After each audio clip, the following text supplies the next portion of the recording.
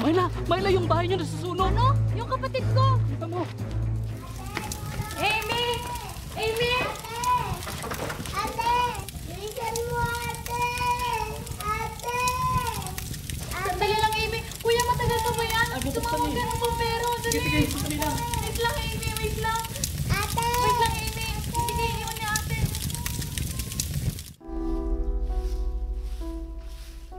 Nay, pwede ba tayong mag-usap? Kung tungkol ulit sa pag-aaral mo, naku, tigilan mo na. Bakit ba, Nay? Wala namang masama sa gusto ko ah. Bakit? Saan ka kukuha ng pera?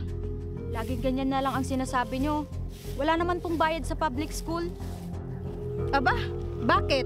Kapag pumasok ka ba, hindi mo kailangan ng uniform at baon? Yun lang naman ang sasagutin nyo, Nay. Gusto ko lang naman makapagtapos kahit high school lang. Tigilan mo nga ako, Myla. Kahit na mag-aral ka, wala din mangyayari sa buhay mo. Matutulad ka lang din sa akin. Hindi ako matutulad sa inyo, Nay. Magsisikap ako sa buhay. Ganyan din ang sinabi ko noon. Pero tingnan mo ako ngayon, miserable. Bakit ganyan ka, Nay? Hindi mo man lang magawang suportahan ako. Tigilan mo nga ako sa kadramahan mo, Myla. Hanggang ganito na lang ba ako?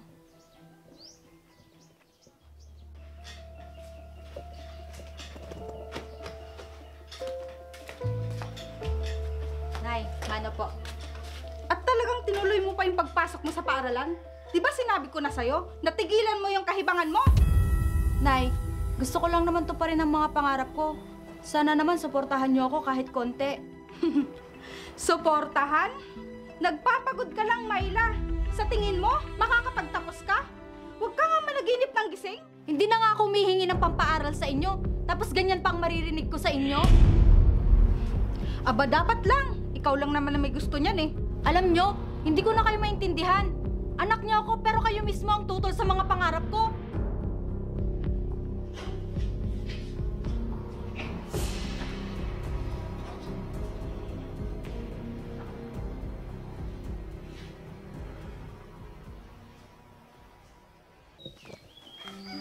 Net?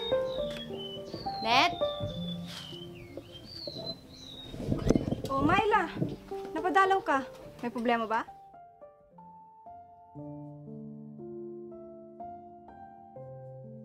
Siguro, nag-away na naman kayo ng nanay mo, no? Oo, nalaman niya kasi yung pagpasok ko sa paaralan. Oh, ano namang masama doon? Di ba nga dapat matuwa siya dahil makakapagtapos ka na ng high school? Kung sa ibang magulang siguro, masaya yung reaction nila. Pero kay nanay, hindi. Bakit ba laging galit sa'yo yung nanay mo kahit wala ka namang ginagawang masama? Hindi ko nga alam eh. Hindi naman siya ganyan dati. Baka naman kasi may ginawa ka na ikinagalit niya.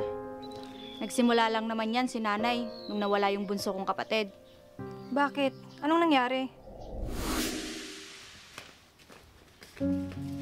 O bunso, dito ka muna sa loob ng bahay ah. Huwag kang lalabas. May bibilhin lang sa ate. Sige po, ate.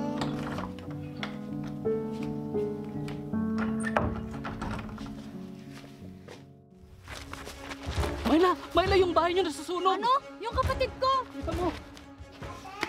Amy! Amy! Ate! Bilisan mo, ate! Ate!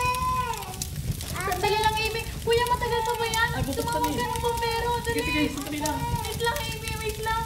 Ate! Wait lang, Amy. Sige, iwan ni ate. Tulong! Tulong! Nadaanan kasi akong naglalaro ng basketball. Naaliw ako sa panonood. Kaya hindi agad ako nakabalik ng bahay. Tsaka ko lang naalala na may bibilhin pala ako. Pagdating ko sa amin, halos maabon na yung bahay namin. At andun yung kapatid ko. Hindi ko na siya magawang ilabas ng bahay. Ganun naman pala yung nangyari. Unawain mo na lang yung nanay mo. Hindi kasi madali sa kanya yung pagkawala ng anak niya. Oo, alam ko yun. Pero nandito pa naman ako eh. Anak niya rin naman ako. Oo, pero hindi mo rin naman maalis sa nanay mo. Nasisihin ka. Dahil ikaw yung nag-aalaga sa kapatid mo nung nangyari yung aksidente. Eh anong dapat kong gawin? Humingi naman na ako ng tawad sa kanya. Di ko rin alam. Nanay mo lang makakasagot niyan. Sa ngayon, ang magagawa mo lang, intindihin siya. Sige, naiintindihan ko. Salamat sa mga payo mo. Mauna na ako. Oo, mag-iingat ka ha.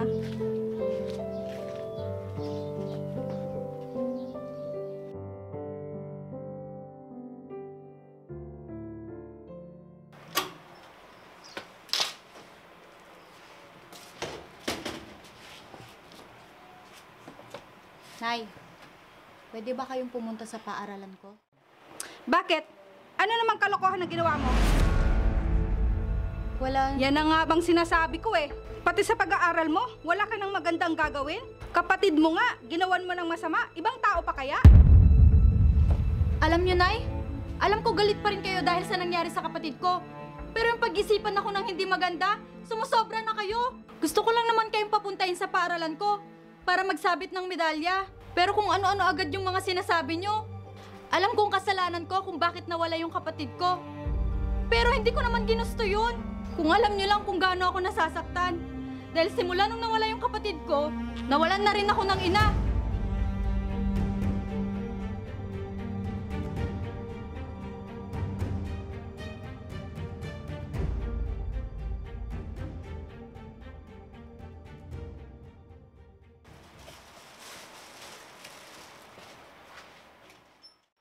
Oh, Myla, bakit dyan ka natutulog?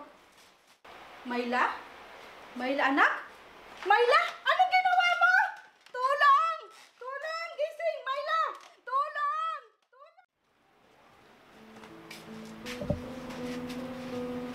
Tita, may pinabibigay po sa inyo si Myla. Para sa inyo daw po. Salamat, Net. Sige po, tita. Mauna na po ako. Nakikiramay po ako ulit sa inyo. Sige, Net. Mag-ingat ka. Maraming salamat. Opo. Nay, patawarin niyo po ako sa nagawa kong kasalanan. Hindi ko naman po ginusto ang nangyari sa kapatid ko. Kung pwede ko lang pong balikan ang panahon na ako na lang sana ang nawala noon at hindi siya. Nahihirapan ako sa sitwasyon natin, Nay. Ayoko na lagi kitang nakikitang ganyan. Mas bumibigat ang nararamdaman ko kapag nakikita ko na nagkakaganyan ka ng dahil sa akin. Mas magiging masaya ka siguro kung mawawala na lang din ako. Patawarin mo ako, Nay. Mahal na mahal kita. Patawarin mo sana ako, anak. Hindi sana kita sinisi sa nangyari sa kapatid mo. Alam kong nasaktan kita. Pero mas nasaktan kita dahil sa pakikitungo ko sa'yo. Mahal na mahal kita, anak.